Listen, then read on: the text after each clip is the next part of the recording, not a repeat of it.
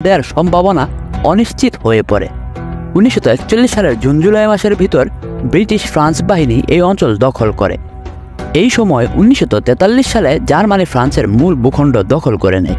তারপরেও ফ্রান্সের প্রবাসী সরকার এই অঞ্চল বিভাজিত করে সিরিয়া ও লেবানন নামে দুটি রাষ্ট্রের স্বীকৃতি দেয়।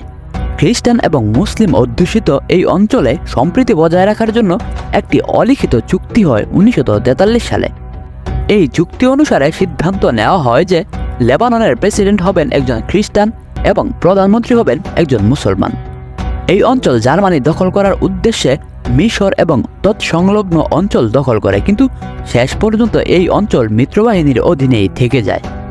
1945 সালের 1 জানুয়ারিতে কার্যত লেবানন স্বাধীন রাষ্ট্র হিসেবে আত্মপ্রকাশ করে এবং ওই বছরেই লেবানন রাষ্ট্রসংঘের সদস্যপদ লাভ করে। যুদ্ধ শেষে ফরাসি সৈন্যদের শেষ দল এই অঞ্চল ত্যাগ করে